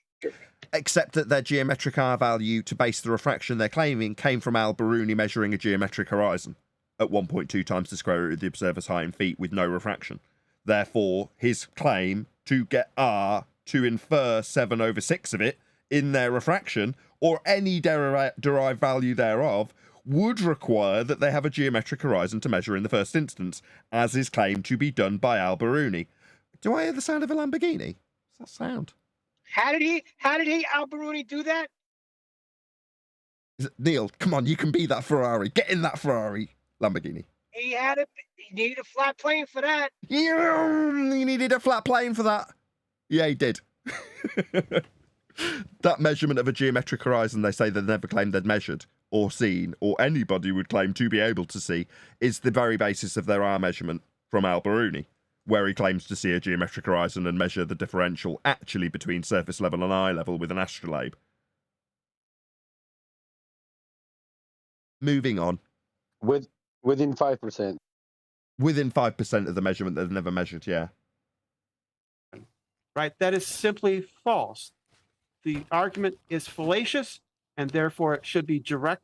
Yeah, we heard you the first 3 times, Brenda, when you said that it's fallacious and that it should be attributed to you. We got all this. Reject. Maybe address Jaren when he said, nah, it just debunks that it's a hill in the way. That's what it shows. You gonna ever get to that, or just power off your same crap? It's just rinse and repeat stuck record style. It belongs to me now. Sorry, do we need to hear this 4 times? Maybe 5 times? You can have it, love. Yeah, you've got it. You got it. No worries. Yeah, it's not right. The first statement, Earth sphere radius 3959, wrong. You got it. No worries. No flat earther can use this. It belongs to me.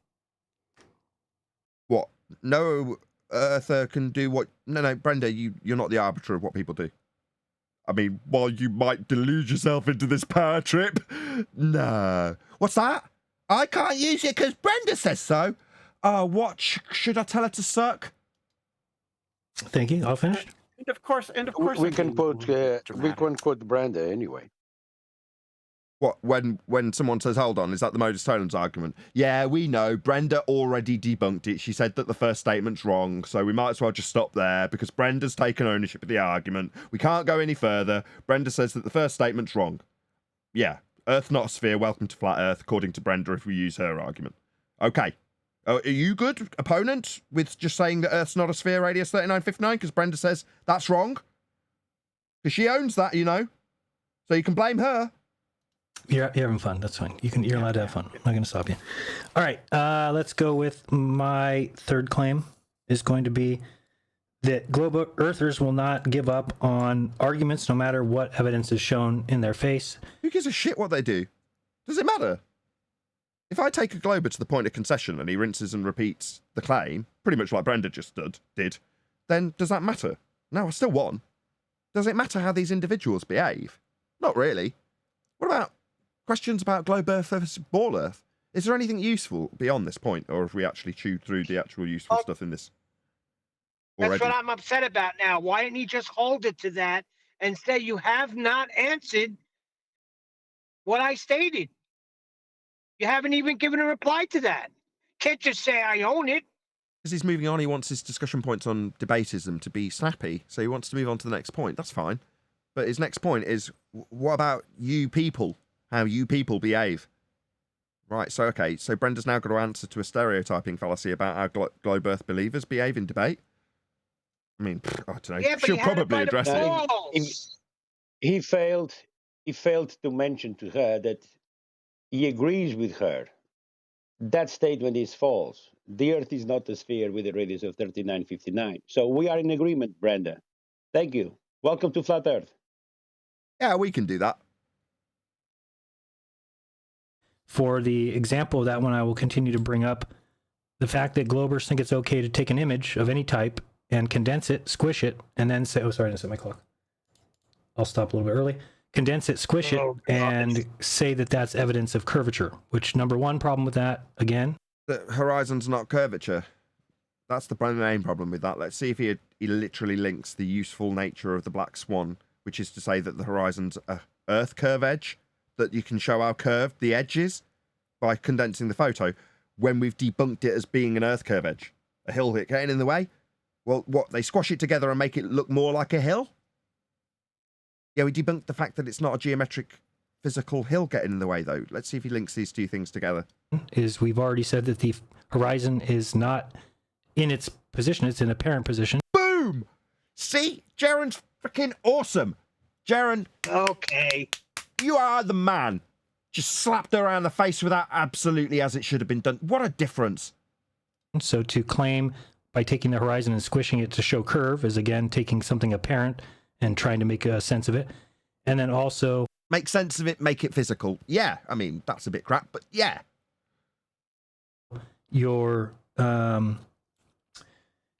I've taken and shown that known horizontal lines, either my granite countertop or lines in the garage flooring or the control joints, we know that those are straight lines. When we take a photograph of them and we put them into an editor, we can show that when condensed, show curvature. That alone refutes every single type of that evidence. And I find it embarrassing that globe earthers will continue, because once they make a claim, they feel like they are giving flat earth credence by ever going back on it, even though the simple fact, if you can show horizontal lines, known horizontal lines, curve when condensed, then no amount of evidence ever supplanted or ever supplied showing anything curving when condensed can be considered evidence of curvature, since I debunk it by showing you one known horizontal line. Fair enough. Not necessarily a point that we would argue in terms of these optics, but it's a Jaren point. See how she responds to it. That when condensed shows curvature.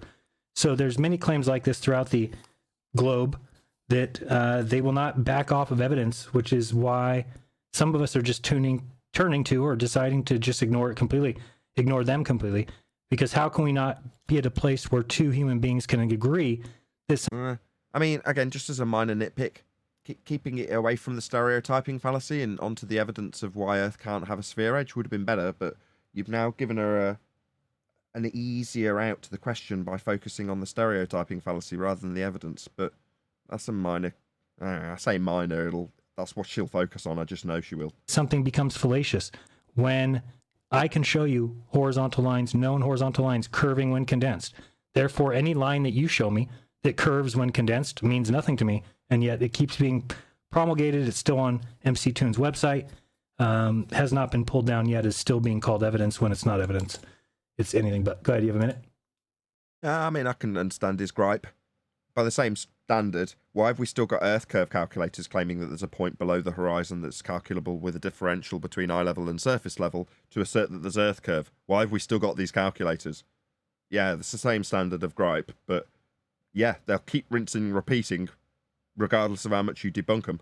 In, 5 years of this show, maybe 6 years of Flat Earth debate, 8 years, maybe, I can't even keep track of how long I've been doing this, they will never stop rinsing and repeating. If you really smash the point home, like absolutely annihilate a whole bunch of them all at once, they won't rinse and repeat for 6 months. It's amazing. Sorry. Yeah, I think you should take that up with him. I don't see how a horizontal line could curve once you condense it. Because all images are taken with. Wow, Brenda. Bloody hell. So, number 1, addresses the stereotyping fallacy, taking it with him. Number 2, agrees with him. I'm slightly speechless. The lens that is spherical, and they all have distortion. That doesn't affect it. I don't know what to tell you. Why don't you go do it for yourself? Take a picture of a known horizontal line, and take it into an image editor and bend it, and you'll compress. Why? She's just agreed with you.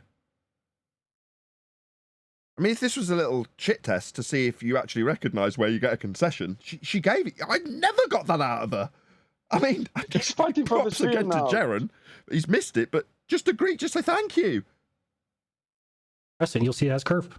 Yeah, that's not how lenses work. Too bad I've shown it in every case I've ever shown. No, what you showed is anti-aliasing. What you showed was anti-aliasing. I could take a picture. What is she talking about? Anti-aliasing is where you have a jagged line and a computer reinterpolates it more and more times to take out the jaggies from a line that's computer generated or on a screen. That's anti-aliasing. She's saying that there's a certain amount of anti-aliasing that takes place in a camera, but she's arguing at cross purposes now, where previously she was like, well, in terms of her agreement, well, no, that's not going to be an evidence. That's how lenses work. Well, that is, she's taken it away from the actual point of contention, which is how lenses work, and now talking about anti-aliasing. Very Brenda. Picture right now of my computer screen, which is a horizontal top and horizontal bottom of my screen. And if I put it into an image editor and condense it, it will show they both have curves. Therefore, you can never use that. How can a straight line have curves? Because when you take a photograph of something, that you're not always lined up straight, you're not lined up. If you're not pixel for pixel, if you don't have the 40th pixel up on both sides being identical, then when you condense it, it will show curves. That's not true. That doesn't matter. Okay. They don't have to be perfectly aligned like that. They don't. Let's think of a square image that we're looking at right now, and we think of it's black, okay? But there's one green. Hold on, there's one green dot on one side and one green dot on the other. Around here, the frame that's around here. Okay, so think of 2 green dots on both sides of the picture. If they're not at the exact same pixel height, when you condense it, they're going to show a curve.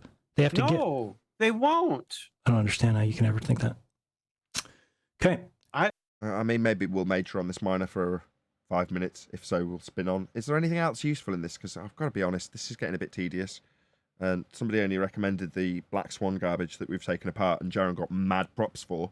At this point, given it's so positive towards Jaren, anything else that somebody who's watched this knows is useful beyond this point? Because if it's stuff like this, I'm done with this video. Anybody at all? Might be good to leave on a high note. That way we can't be accused of being too negative. I don't care if we are, but credit where credit's due, right? And even Neil ate his own words today, which is a shock, let's be honest.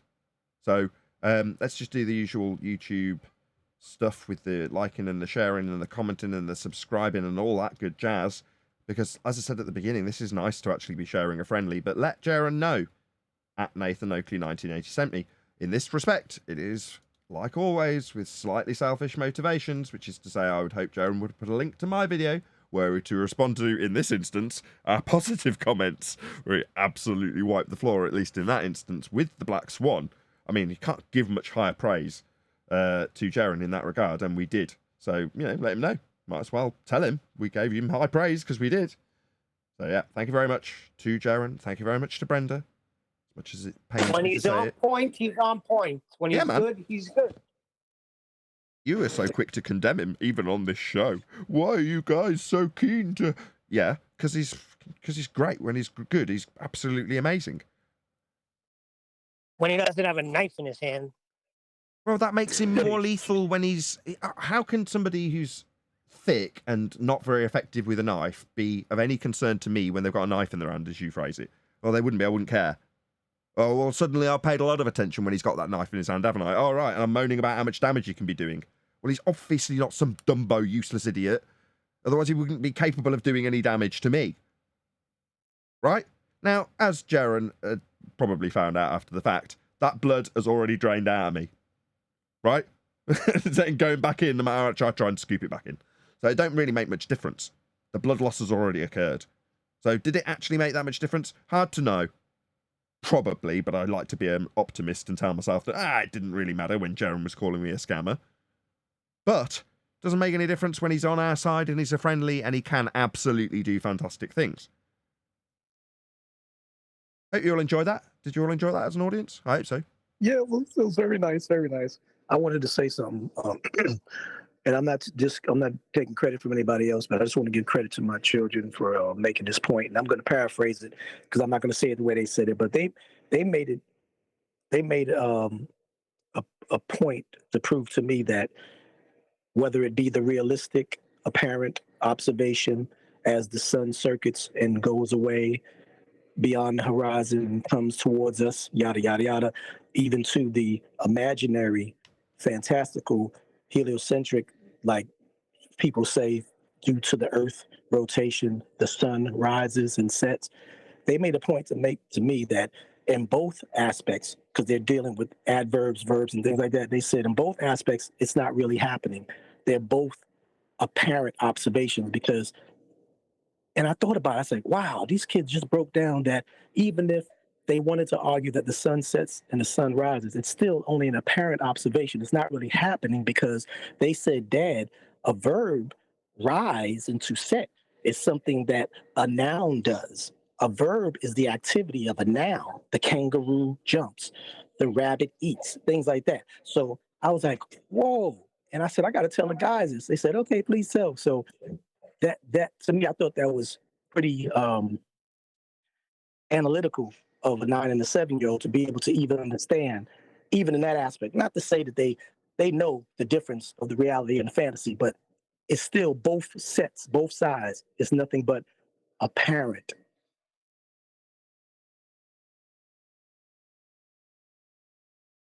But what I was going to say, though, is whether you're trying to describe it from how they do or how we would describe it as it going further away, the GP position going further away, or them claiming that the angle is reducing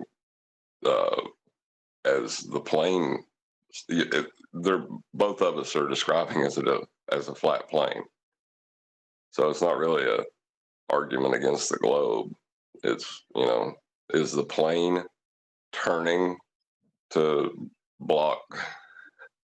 Is the angle changing because the plane is turning? Yeah, right. But I'm saying, what I mean? yeah, right, exactly. But in either way, if their sun, if everything goes around their sun, then their sun's not doing anything. It's not rising or setting because, like they were breaking it down to me to the literal, denotative description of a verb and a noun. The sun is the noun, and the activity, the verb activity is rising and setting. And they would just bring it down to me that it doesn't do that on either side. And I was like, whoa, my mind was blown. Like, I've never heard anybody say that before on their side. They claim it as, they don't even claim it as an apparent observation. They claim it as, they just say sunset, sunrise, and people just say that just loosely. But the sun doesn't do anything on their side. And whether, like you said, whether the plane rotates away or to it or whatever, or on our side, the truth that the sun circuits around, it looks like it rises and sets, but that's both sides, apparent observation.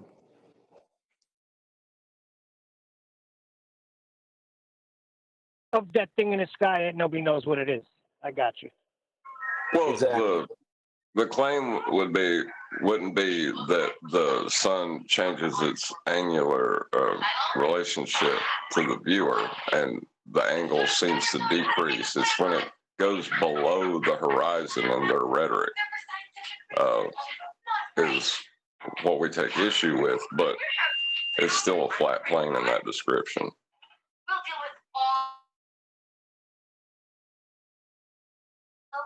Earth, that is. Earth is still a flat plane in that description.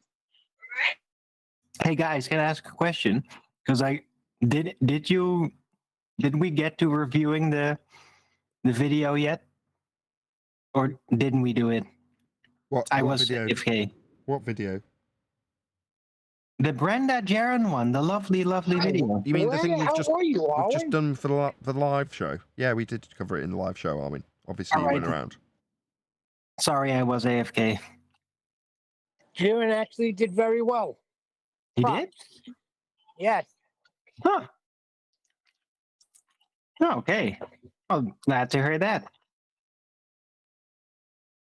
He did very well. How about Brenda?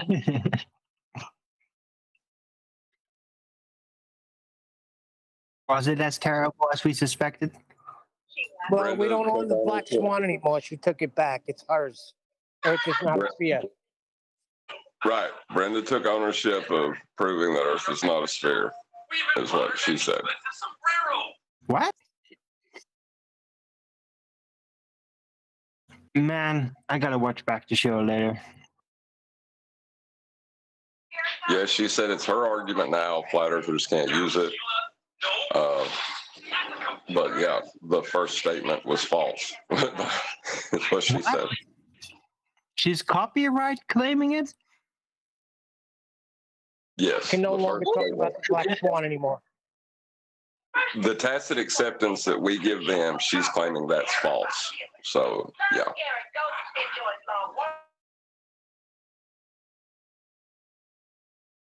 I guess they can always go crazier now, can't they?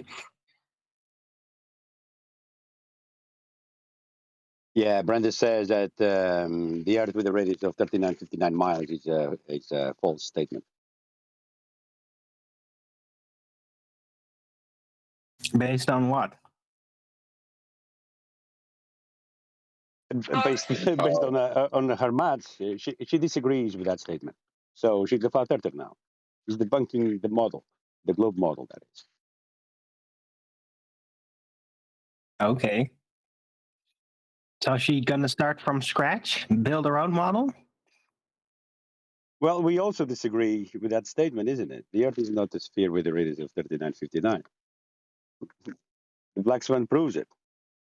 And she agrees with that. Really?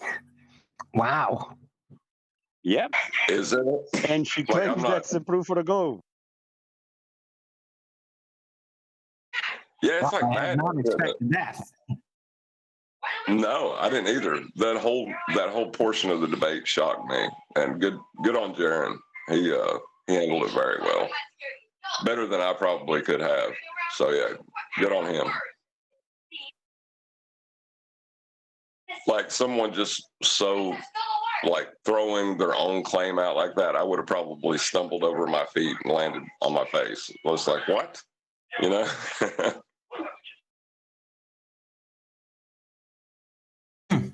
Okay. So I guess there's some hope for Jaren after all. I never lost hope. He laid down the Black Swan beautifully.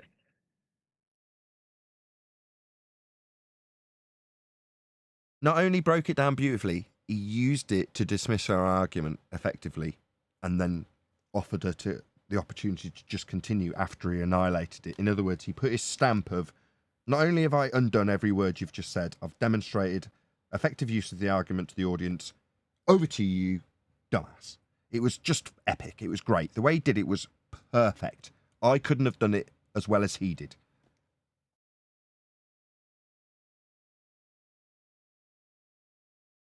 I'd have shouted at her. I'd have lost my temper. He just took righteous indignation to a whole another level. Perfect. That's exactly what it needed. Righteous indignation after demonstrating an exemplary understanding of the argument. Could you ask for more? I don't think so.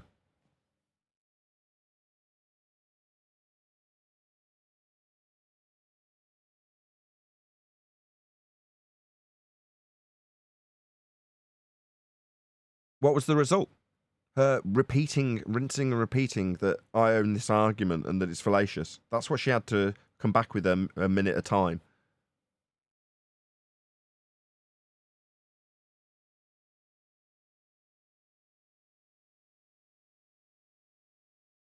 I'm glad we didn't cover more.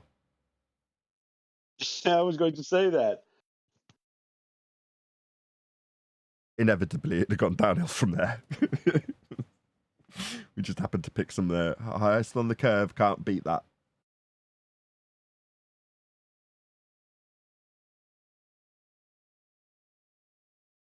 I think my whole panel's gone to get coffee at the same time. Good job by going around.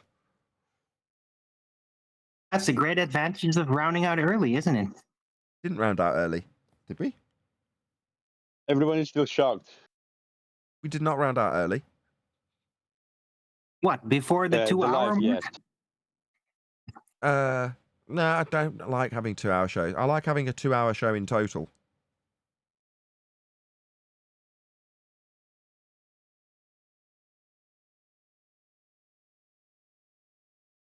Is anyone seeing QA today?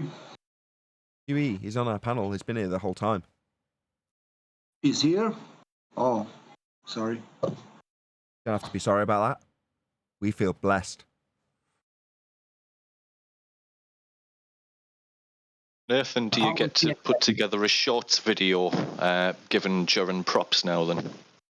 I don't see why not. We should be all be celebrating because okay. Brenda came around. Yeah, I don't see why not. Whoever said that.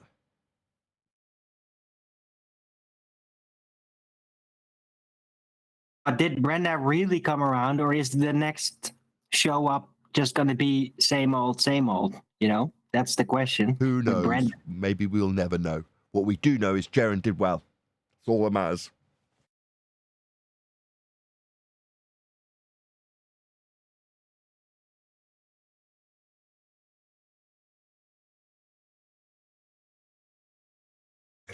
All right. Well, maybe I'm not going to call for him to get immediately kicked out for his performance anymore then. The aim has always been the same, right? We've always said we want him to do better. We want him to represent us as a representative at a higher standard. That's it. Now, if we had a way of detaching ourselves by stereotype, like Bev has attempted to do. Your aim, Nathan. My bad. Middle of my sentence interrupted the start of yours. Arwen, you go ahead. Mm-hmm. Yeah, that was your aim. My aim was just for him to stop fucking up. Same aim.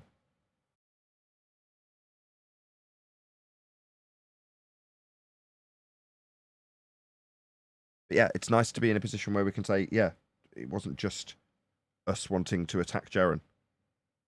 It's us wanting a higher standard from him. And when he achieves that standard, my God, he'll get a lot of praise for it. Or attacks, because how dare he now be aligned with us? We suddenly agree with him. Now he must be bad. No. Like I've said on many other shows, when that happens, did he need to credit us? He didn't need to mention. Brenda brought up QE's name.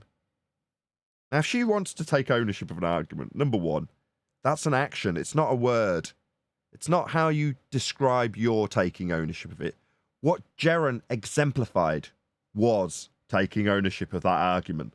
Where Brenda, with empty, hollow words about taking the ownership, that's what Jaren actually did. In that moment, he took ownership of the argument and took her apart with it. No credit was offered, none was required. But that was, in that moment, Jaren's argument. He owned that argument. Didn't need to give anybody credit. It wasn't required. Now, if he was to have lost, you can't blame anybody either. Works both ways. But in this instance, all hail Jaren. Praise be to Jaren. Jaren owned that argument. Ironically, in the face of Brenda saying that she wanted to take ownership of it because she's said that she's going to do that. Yeah, there's so many other characteristics of Brenda, that because she's said something makes it so. Right, Brenda? No. You saying something does not make it so. Yeah, your actions, what is true in physical reality is what's true. And in this physical reality, Jaren actually took ownership of the argument in the moment and put it to great effect. So he gets all the credit. There's no credit to give anybody else. He's not aligning with our arguments, just to bring it back to the point that I was addressing there. His.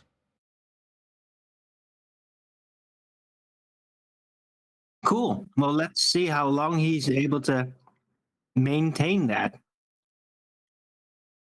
No, it's baby. If Yeah, I he'll wanted to actually keep understand doing that the that now. P statement is. Wanted to understand that the P statement is wrong. That's the whole point of the Modus tollens, isn't it? Yeah, to demonstrate how wrong the P statement is. Not P is the end statement. In other words, P's wrong.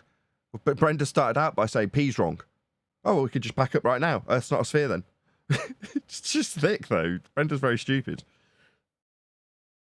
You didn't realise when we were all laughing at them when they said it was a straw man. The P statement's a straw man. Really? A misrepresentation of your argument that Earth's a sphere radius 3959. Okay. I mean, that's not quite as good as Brenda just saying it's wrong. It would have been much better if they'd have said, that's just wrong. You saying Earth's a sphere? That would be you, the flat earther, saying Earth's a sphere radius 3959. That's just wrong. Yeah, nobody ever claimed the Earth was a sphere. No, we don't. They do. But we're saying it, so it's wrong. So if we, like I've said, that's why they get the brand anti-flat earther. It doesn't matter what we say. If we take apart a globe claim, here you go, therefore there's no drift. There isn't 2 reference frames. Simon Dan will come along and go, you say there should be 2 reference frames? I'll show you how there isn't. No. Your globe claim is that there's 2 reference frames. I was making the assertion to debunk it, and you've come along and said that that's not the assertion that the globe makes.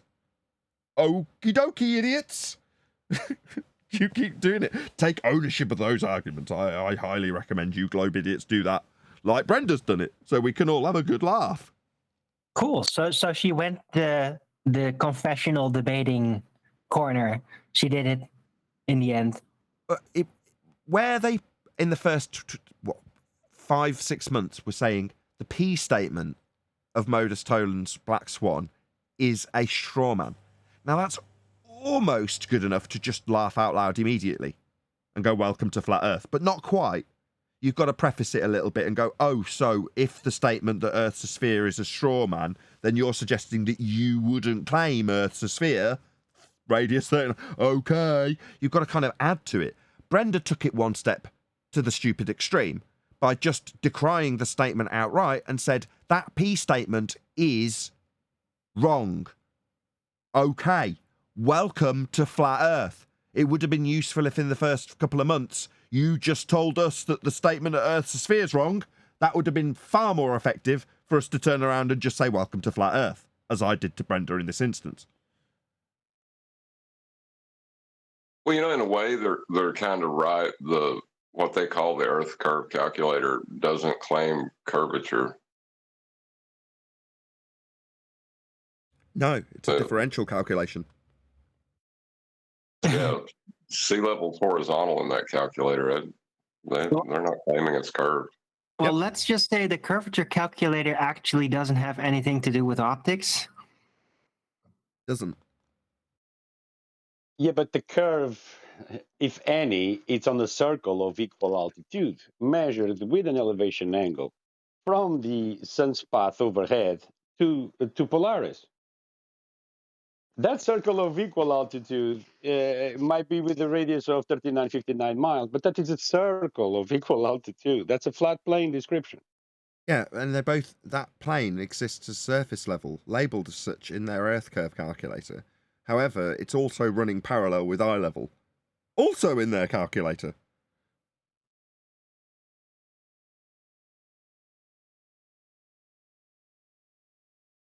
Well, it has to be, really. I mean, if it wasn't, then you wouldn't be able to correlate it to reality, right?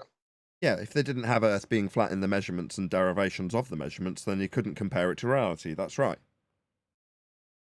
Because Earth's flat.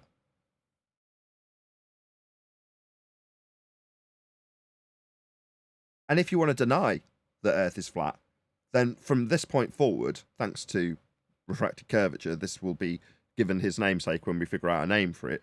We'll start asking them, given their denial of a flat Earth, how certain aspects of heliocentrism work without a flat plane. That's definitely a prerequisite requirement. Given that all roads lead to a flat Earth, that suddenly turns into a very sharp weapon. When you start asking the deniers of the flat plane, required for their globe, how their globe works without it, so that we can laugh at them. That's what's going to be happening moving forward from here. At this point, I can't think of any positive claim they could make that doesn't require Earth to be flat. Therefore, when they deny it, they're going to be asked how that aspect of their globe geometry in this instance would function. Not flat, bendizontal. Well, then how does this horizontal plane labelled surface level or this horizontal eye line function to give you a derivation to mark with an X and call a horizon in Muppet Vision, given that you're denying that flat even exists? Surface level. It's required for their geometry in this instance, with begging the question, proof of nothing perspective, hijacking Earth curve mathematics. An equatorial plane is required for celestial navigation when they infer that measurements that aren't capable of a curved surface are transposable into hell. There's always a flat Earth required. Orbits require six elements, all of them based on a flat Earth. Yep. So they'll start being asked. Right, if you deny the aspects of a flat plane being beneath our feet, how do you acquire this orbital motion when you take the apogee angle? How'd you get the apogee angle? Is that what it's called? I only watched it yesterday. Well, there's the apogee, perigee. Crap, I'm blanking on it. If you hadn't asked me, I could probably told you. We'll have to watch it again. But there's 6 aspects to orbital motion in this respect, all of which are calculable with angles from a flat plane. And the only one that's capable of even inferring that it has no reference to a flat plane is the time function with respect to a flat plane. So it's 6 aspects that all need a flat plane to give you orbital motion. It's just it's the highway to flat Earth, really, isn't it? Orbital motion, because there's so much flat Earth requirements in it. It's untrue. Yeah, that was what I started to notice. I'd say 10th Man had the same thing with celestial navigation. Like, why do they keep using a flat plane? And from what I've learned from him, I noticed it a lot quicker because it's all angle measurements and orbital mechanics.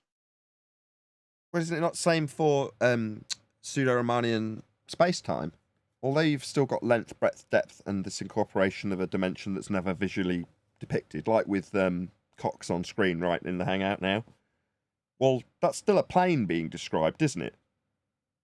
So when they describe space as being flat, that's another hint that we haven't actually skirted onto yet, where that's because all of the orbital motions and mechanics that we've just described are with reference to a flat plane. Well, they just expand it out through the equatorial plane, infinite, but it's still a flat plane of space, isn't it? To give them the Cartesian aspect of pseudo-Riemannian 4 space. So, like I say, depicted with a plane. So you're going to need a flat plane for that when they're describing aspects of pseudo-Riemannian 4 space. I agree.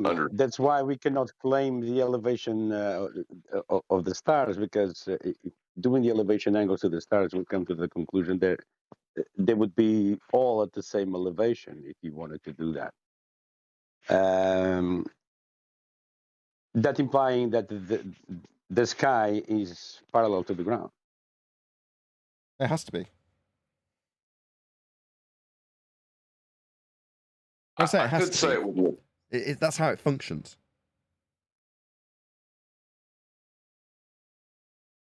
I could say it with Newtonian, for sure, because that's how they constructed the universe and the idea of, of these things. But Einsteinian, I'd have to look into more. Yeah, maybe I should clarify that. What I mean is, eventually we will find the route to the pseudo 4-space geometry requiring a flat plane. I can already see it. It was on screen a minute ago, so I'm sure you can. You lend me your ears in the respect that one day there will be a highway built in that respect. Now, I'm not inferring that I've got that highway built now, because it's the pseudo aspect of 4 space time that they're not even showing us, that I'm sure would be the weasel out that we'd have to overcome if we overlooked at it. And absolutely, when you're just talking in 3-dimensional terms with Newtonian gravity, then they're going to need a flat plane for that. We already know that. But yeah, there'll be a highway to pseudo-Riemannian 4 space-time needing a flat plane eventually. I know there will. All roads lead to a flat plane. I'm gonna stake my reputation on it. There is always going to be a flat plane requirement, and every single depiction of pseudo-Riemannian four space-time in 3D/2D always has a flat plane in it, doesn't it? So I know I'm not wrong. Right, but like with Newtonian, the eccentricity as an orbital mechanic, it is an object's position with relation to horizontal as it moves horizontally. Yeah. We got a really good explanation of this from NASA yesterday. Yeah, they done so much better than I ever could. Yeah, I was just thinking that. All the diagrams showing the angles and the flat planes, that was really useful. I mean, you can, obviously try and fumble. You were explaining this. I'm not being rude to him, by the way, if you're listening.